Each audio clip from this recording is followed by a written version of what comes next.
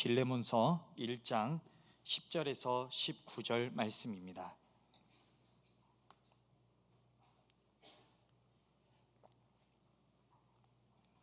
빌레몬서 1장 10절에서 19절 말씀입니다. 저와 여러분이 한 절씩 교독하시겠습니다. 갇힌 중에서 낳은 아들 오네시모를 위하여 내게 간구하노라.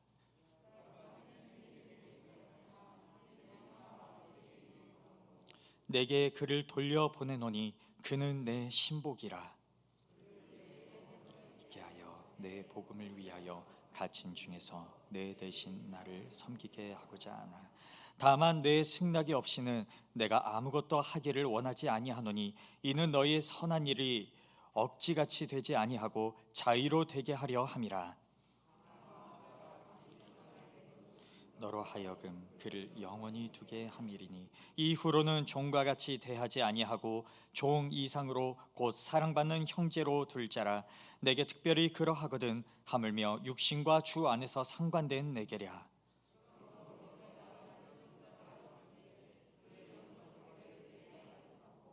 그가 만일 내게 불의를 하였거나 내게 빚진 것이 있으면 그것을 내 앞으로 계산하라. 친필로 쓰노니 내가 갚으려니와 내가 이 외에 내 자신이 내게 빚진 것은 내가 말하지 아니하노라. 아멘. 할렐루야. 금요 기도에 참여하신 모든 분들에게 예수 그리스도의 은혜와 평강이 함께 하시기를 바랍니다. 오늘은 변화된 오네시모라는 제목으로 빌레몬서 말씀을 나누겠습니다. 여러분, 빌레몬서는 한 장짜리의 편지입니다. 바울이 쓴 편지 중에서 가장 짧은 서신서라고 할 수 있는데요, 헬라어 단어가 333개로 기록되어서 학자들 사이에서는 333 서신이라고 불리는 책이기도 합니다. 여러분, 비록 분량의 내용은 짧지만 그 내용은 굉장히 무게가 있는데요, 우리가 빌레몬서 핵심 인물 3명을 기억할 필요가 있겠습니다. 여러분, 지금 편지를 쓰는 사람이 누구입니까? 네, 감옥에 있는 사도 바울입니다. 그리고 이제 편지를 받는 사람이 누구죠? 네, 골로새 지역에 있는 빌레몬이라는 사람입니다. 그리고 또 다른 주인공 한 명, 지금 바울과 함께 감옥에 갇혀가지고 예수님을 만나게 된 오네시모라는 사람이 있습니다. 우리는 이 3명의 핵심 인물을 기억할 필요가 있겠습니다. 그리고 여러분, 빌레몬서의 줄거리 기억하십니까? 이 오네시모가 주인이었던 빌레몬에게서 도망쳐 나왔죠. 돈을 훔쳤는지 물건을 훔쳤는지 무엇을 잘못했는지는 기록되어져 있지는 않지만 이 오네시모는 주인이었던 빌레몬의 집에서 도망쳐 나왔습니다. 잘 도망쳤다고 생각했는데 그 도망친 곳에서도 또 잘못을 했나 봅니다. 결국에는 감옥으로 잡혀 들어오게 되죠. 그래서 감옥에서 마침 바울 목사님을 만나게 되는 것입니다.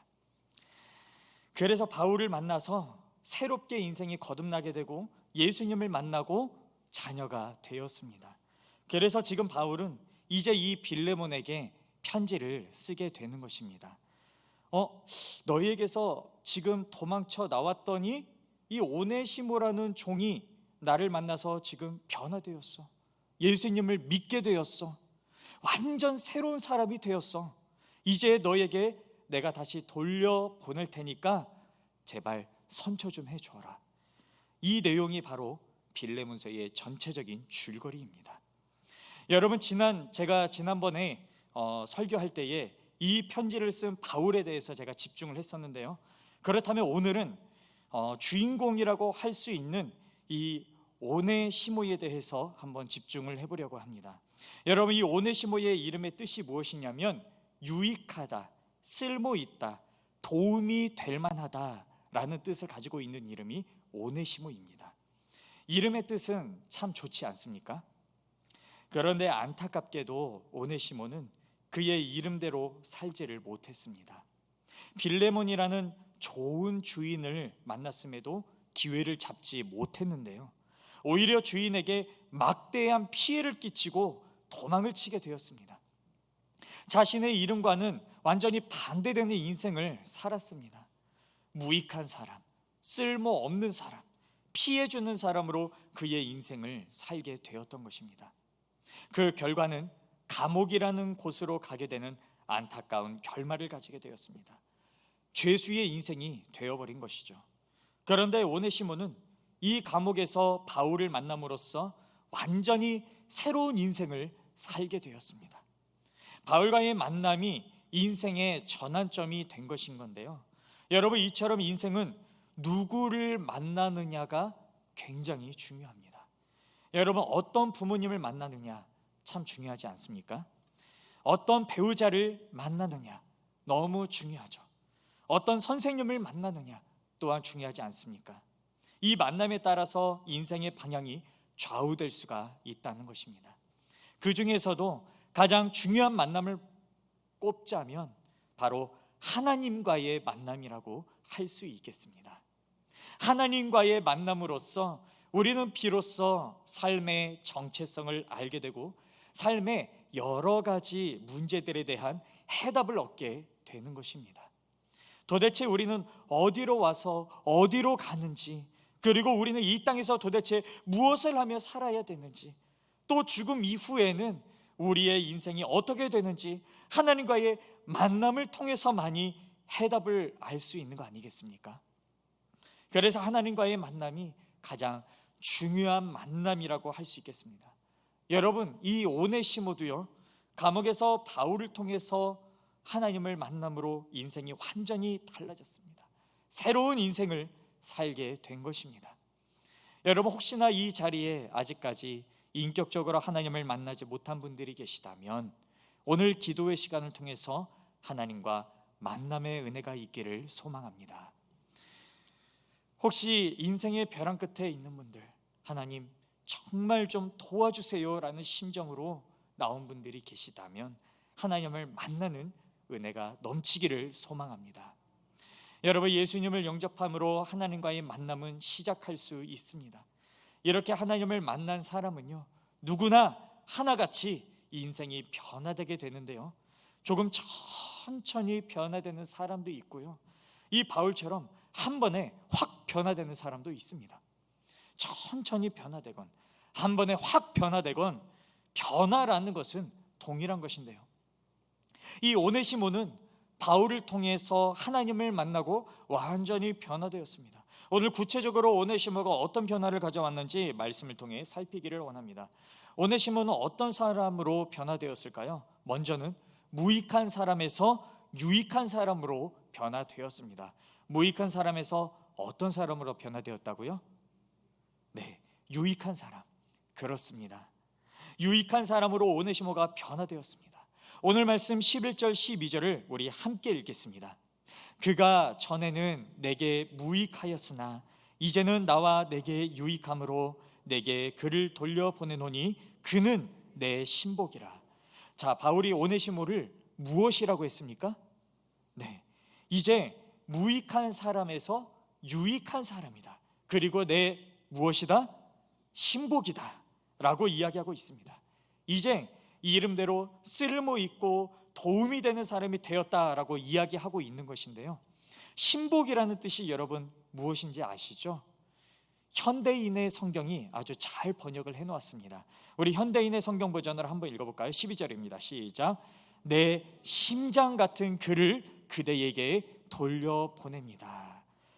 바울에게 오네시모는 나의 무엇과 같은 사람? 네, 나의 심장 같은 사람이라고 했습니다. 여러분, 사람의 몸에서 심장이 굉장히 중요한 역할을 하죠. 그만큼 바울에게는 이 오네시모가 중요한 사람이었다는 것입니다. 내 심장과 같은 사람, 내 분신과 같은 사람이 이제 오네시모가 되었다는 것입니다. 여러분, 왜 이렇게 바울이 자신 있게 오네시모를 유익한 사람이다, 내 심장 같은 사람이다 라고 치켜 세울 수 있었을까요? 그것은 바울 자체가 스스로 이렇게 새로워진 경험이 있었기 때문이 아니겠습니까? 바울이 지금 예수님 만나기 전에는 완전히 무익한 사람 아니었습니까? 무익하다 못해 완전 무서운 사람 아니었습니까?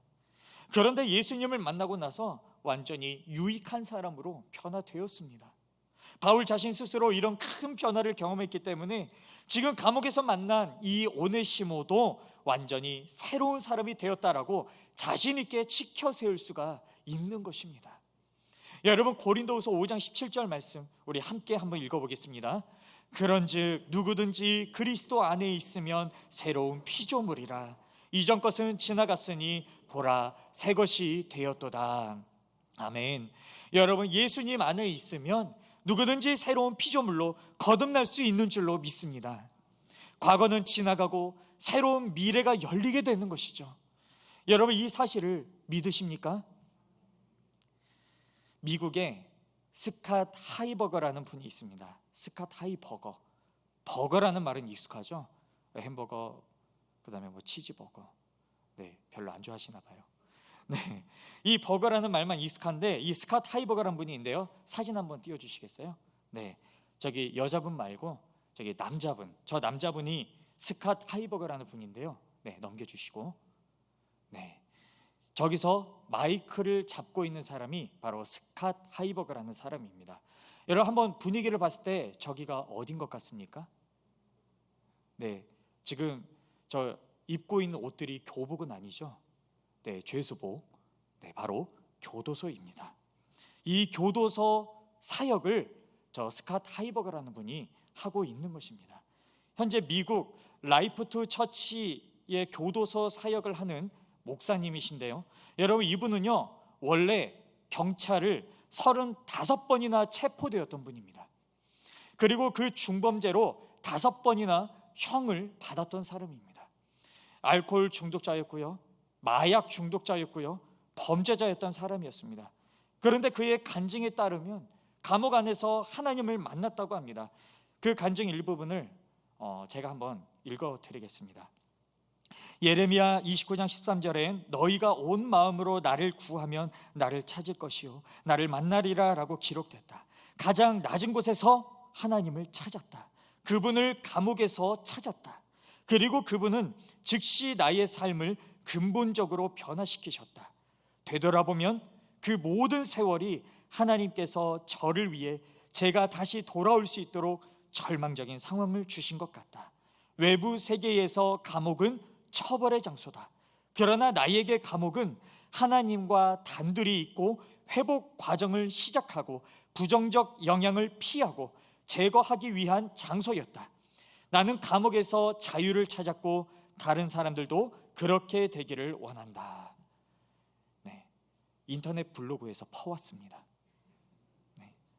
여러분, 이 스캇 하이버거 무려 35번이나 체포되었고 또한 마약 중독, 알코올 중독, 범죄자였던 이 사람이 예수님을 만남으로써 완전히 새로운 삶으로 변화되었다라는 것입니다. 여러분, 세상의 그 누구도, 세상의 그 어떤 죄인도 예수님 안에서 완전히 새로워질 수 있는 줄로 믿습니다. 하나님은 인생 역전의 완전한 전문가이시기 때문입니다. 여러분, 오네시모도 그렇지 않았습니까? 이 감옥 안에서 바울을 통해서 예수님을 만나고 완전히 새로운 인생으로 유익한 사람으로 변화되지 않았습니까? 여러분, 저와 여러분의 인생도 마찬가지입니다. 무익했던 저와 여러분이 예수님을 통해서 그나마 지금 이렇게 유익한 사람으로 변화된 것이 아니겠습니까? 저와 여러분이 예수님을 통해서 지금 새로운 삶을 살고 있는 것입니다. 누구나 예수님 안에서 인생이 역전될 수 있는 줄로 믿습니다. 누구나 예수님 안에서 무익한 사람도 유익한 사람이 될 수가 있습니다. 여러분, 세상은 계속해서 우리에게 거짓말을 합니다. 네가 무슨 유익한 사람이냐, 너 정말 쓸모없는 사람이라고 거짓말합니다. 때로는 저도 가끔 그러한 거짓말을 느낄 때가 있습니다. 여러분 스스로도 여러분에게 때로는 거짓말할 때가 있지 않습니까? 주님의 마음과는 다르게. 야, 네가 무슨 자격으로 예배드리냐, 네가 무슨 유익한 사람이냐, 너는 죄만 짓고 쓸데없는 사람이지. 여러분, 이거 거짓말인 거 아시죠? 세상은 거짓말하고 내 자신은 스스로 거짓말해도 여러분, 우리 속으면 안 되는 것입니다. 마귀에게 속으면 안 됩니다. 하나님 우리에게 뭐라고 말씀하시죠? 요한복음 1장 12절 말씀입니다.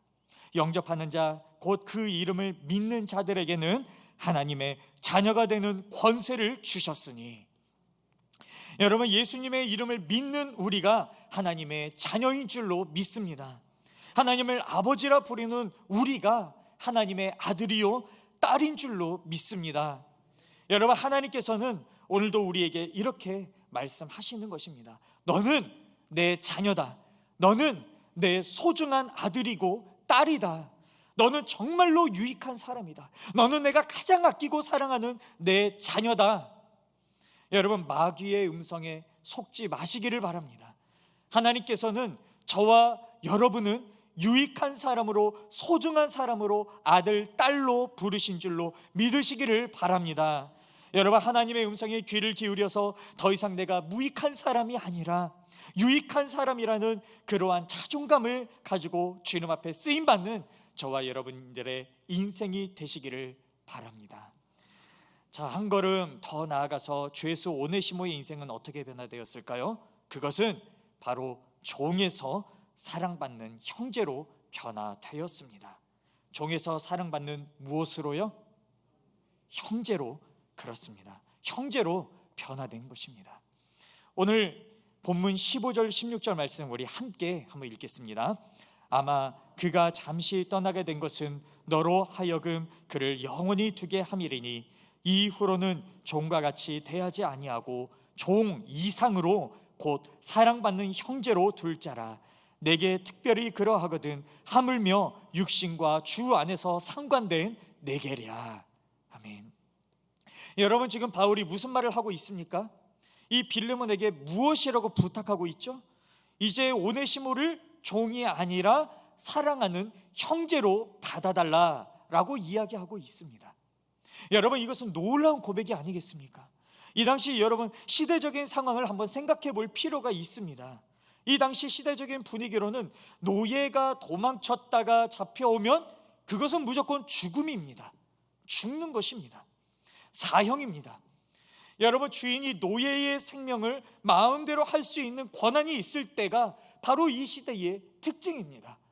뭐 억울하고 뭐 너무한 거 그런 게 아닙니다. 자연스러운 현상인 것입니다. 또한 이 노예를 짐승만도 못한 취급을 했던 사회가 바로 지금 우리가 읽은 성경의 배경인 로마 제국의 시대인 것입니다. 여러분, 그런데요, 바울은 이제 종이 아니라 형제로 대해줄 것을 이야기하고 있습니다. 바울이 쓴 골로새서에서도 동일한 표현이 등장하는데요, 골로새서 4장 9절 우리 한번 함께 읽어보겠습니다. 신실하고 사랑을 받는 형제 오네시모를 함께 보내노니 그는 너희에게서 온 사람이라. 그들이 여기 일을 다 너희에게 알려주리라. 아멘. 바울이 지금 골로새 교회에 보내는 편지에도 이 오네시모가 등장합니다. 그런데 이 오네시모를 뭐라고 하고 있습니까? 신실하고 사랑을 받는 형제다라고 기록하고 있습니다. 여러분, 이 오네시모는요, 이제 예수님을 만나고 신분이 완전히 변화되었습니다. 신실하고 사랑받는 형제요, 하나님의 사랑받는 자녀로 완전히 변화된 것입니다. 여러분, 원래 피를 나눈 관계를 형제 자매라고 하지 않습니까? 근데 우리 크리스천들은 예수님의 피를 나누었기 때문에 영적인 형제고 자매인 줄로 믿습니다. 육신의 피를 나눈 형제는 이 땅을 마감하면서 이별을 하지만 우리 영적인 예수님의 피를 나눈 우리는 영원한 삶에 우리가 함께 하는 줄로 믿습니다. 그래서 영적인 피를 나눈 영적인 가족이 더 소중하고 가까운 것 아니겠습니까? 저와 여러분은 하나님을 아버지로 부르는 한 형제요 자매인 줄로 믿습니다. 물론 이 땅에서 이렇게 사회적인 역할 차이가 있을 수는 있겠죠. 누군가는 사장님의 역할을 해야 되고요, 또한 누군가는 직원 역할을 해야 되고, 또 누군가는 아르바이트 역할을 해야 될 사람이 있을 것입니다. 또한 교회 안에서도 직분의 차이는 있을 수 있습니다.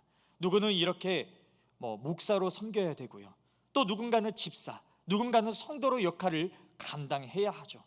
하지만 누구나 예수님 안에서 한 형제 자매라는 사실은 변함이 없는 거 아니겠습니까? 역할의 차이가 있을 뿐이지 우리의 신분은 하나님 앞에서 다 형제이고 자매인 줄로 믿습니다.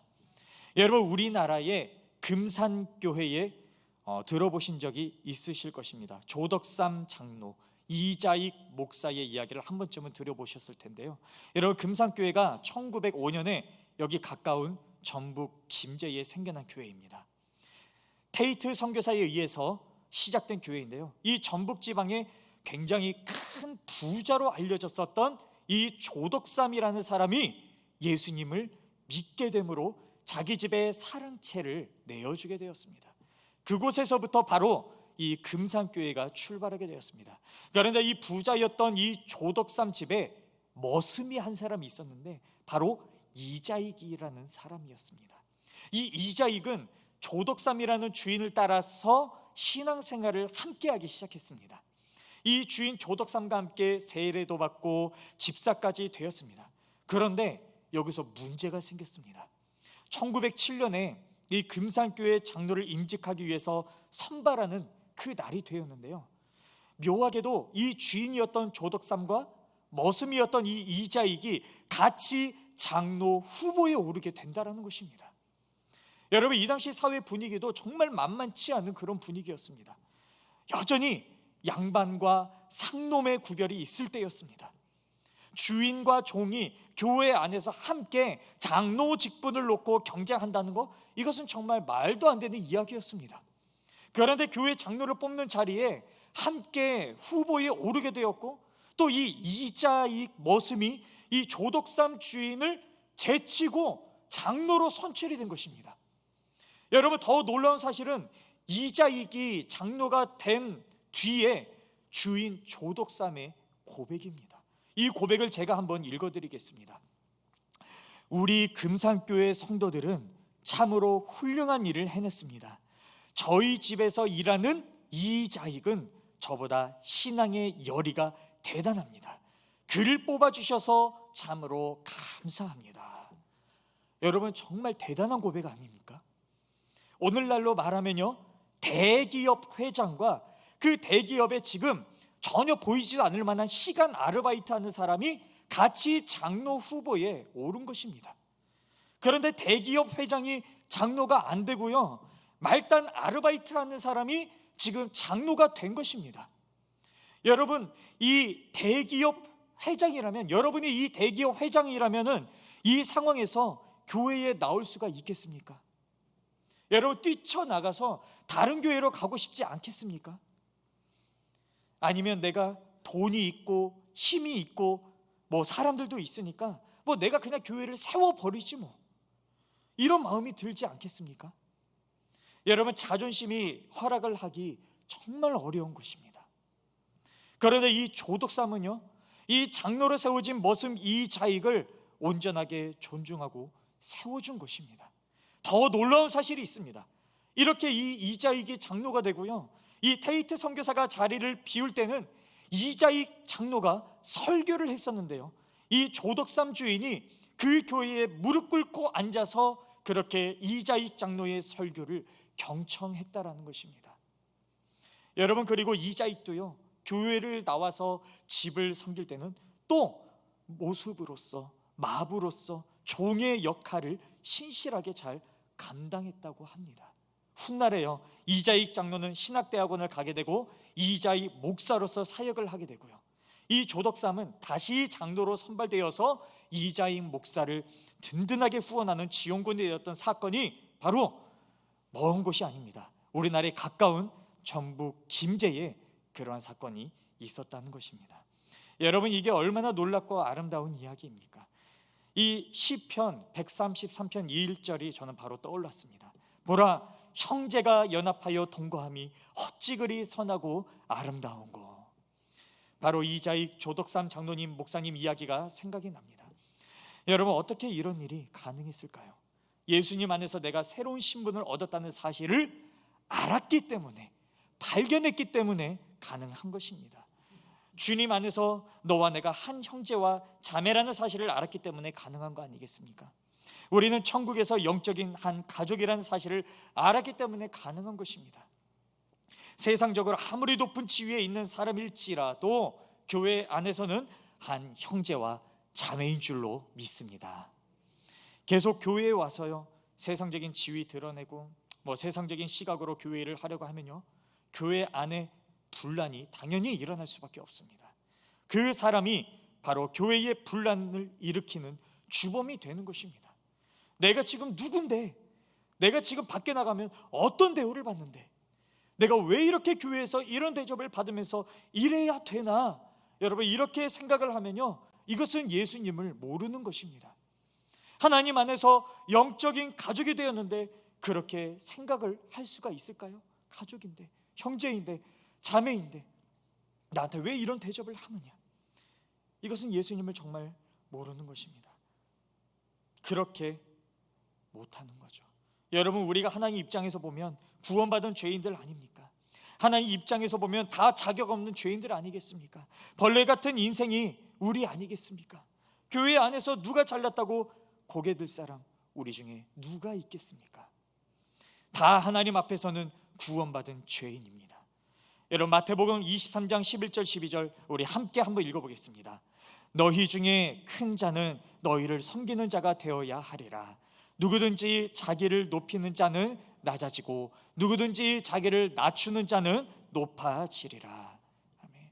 여러분, 하늘에서는요, 낮은 자세로 섬긴 자들이 높아지는 것입니다. 하늘에서는 이름도 없이 빛도 없이 섬긴 자들이 큰 영광을 받게 되는 것입니다. 이 땅에서 높아지려는 사람들 부끄럽게 될 것이고요, 이 땅에서 높은 자리를 탐했던 사람들 낮아지게 될 것입니다. 이것이 하늘의 원리, 성경의 원리, 하나님의 원리인 것입니다. 사랑하는 성도님 여러분, 우리는 하나님 안에서 한 형제요 자매입니다. 교회에서 세상적인 것들 내세우지 않기를 소망합니다. 교회에서 예수님처럼 낮은 자세로 섬기고 봉사하고 순종하는 저와 여러분들이 되시기를 축복합니다. 여러분, 교회는요, 가난한 사람도 부한 사람도 세상적으로 높은 사람도 낮은 사람도 어르신들도 아이들도 주 안에서 차별 없는 하늘의 기반인 줄로 믿습니다. 우리 군산 영생교회를 통해서 작은 천국을 경험하는 저와 여러분들이 되시기를 주님의 이름으로 간절히 바랍니다. 여러분, 오네시모는 감옥에서 예수님을 만나고 이렇게 완전히 변화되었습니다. 무익했던 사람에서 유익한 사람으로, 종이었고 죄수였던 사람에서 사랑받는 형제로 완전히 변화되었습니다. 그런데 여러분, 이렇게 이제 변화된 오네시모가요, 이 바울의 편지를 통해서 이제 빌레몬에게 가야 되는 상황 아닙니까? 여러분, 여러분 자신이 오네시모라고 한번 상상해 보십시오. 여러분, 도망쳐 나온 이 빌레몬 집으로 돌아가는 발걸음이 과연 쉬웠을까요? 결코 쉬운 걸음이 아니었을 것입니다. 여러분, 만약에 지금 바울이 쓴 편지가 제대로 전달이 안 됐으면은 어떻게 하실 것입니까? 만약에 편지가 잘 전달되었다 하더라도 이 빌레몬이 악한 마음을 품고 야, 죽여라 하면은 그냥 죽는 거 아니겠습니까?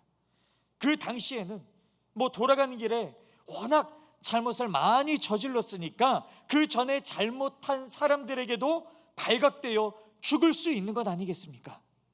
지금 감옥 밖으로 나가서 빌레몬에게 돌아가는 거 여러분 결코 쉬운 일이 아니었을 것입니다. 오네시모는요, 죽음을 각오하고 지금 빌레몬에게 돌아가려고 마음 먹은 것입니다. 죽음을 각오하고 바울의 말에 죽음의 위협을 무릅쓰고 순종하기로 결단한 것입니다. 여러분, 저는 이 오네시모를 묵상하면서요, 죽기를 각오하고 길을 떠난 사람, 죽음을 무릅쓰고 순종한 또 한 사람이 떠올랐습니다. 우리 모두가 너무나도 잘 알고 있는 바로 예수님이 떠올랐습니다. 여러분, 예수님 십자가의 길, 그 길 가는 거 쉬운 길이었겠습니까? 아니었습니다. 진짜 너무나도 어려운 길 아니었겠습니까? 순종하기가 너무나도 어려운 길이었습니다. 그런데 예수님은요, 하늘 보좌를 버리고 십자가의 길을 선택하시고 순종하셨습니다. 빌립보서 2장 6절에서 8절 말씀 함께 읽어보겠습니다. 그는 근본 하나님의 본체시나 하나님과 동등됨을 취할 것으로 여기지 아니하시고 오히려 자기를 비워 종의 형체를 가지사 사람들과 같이 되셨고 사람의 모양으로 나타나사 자기를 낮추시고 죽기까지 복종하셨으니 곧 십자가에 죽으심이라. 아멘. 낮추시고 죽기까지 순종하신 예수님이 떠올랐습니다. 이 오네시모와 예수님이 오버랩된 것이죠. 예수님은 십자가의 죽으심으로 끝이 아니라 부활의 영광을 여러분 누리지 않으셨습니까? 우리가 정말로 변화되었다면, 우리가 정말로 새로운 인생, 새로운 신분을 부여받았다면 쉽고 평탄한 길이 아니라 예수님처럼 십자가의 길로 가야 하는 줄로 믿습니다. 죽음의 위협을 무릅쓰고 믿음의 모험을 떠날 때에 부활의 영광을 경험하게 되는 것입니다. 죽을 각오로 순종할 때 하나님의 영광을 경험하게 되는 줄로 믿습니다. 여러분, 하나님의 말씀에 순종하는 것 결코 쉬운 일이 아닌 거 잘 알고 있습니다. 죄악된 본성을 말씀 앞에 죽이는 것 결코 쉬운 일이 아니죠. 하지만 여러분, 우리에게는 다른 길이 없습니다. 말씀 앞에 순종하는 길만이 부활과 영광의 길인 줄로 믿습니다. 사랑하는 성도님 여러분, 오네시모처럼 예수님처럼 믿음으로 순종하여 하나님께 영광 돌리는 저와 여러분들의 인생 되시기를 주님의 이름으로 간절히 기도합니다. 이 시간 다 같이 찬양하겠습니다.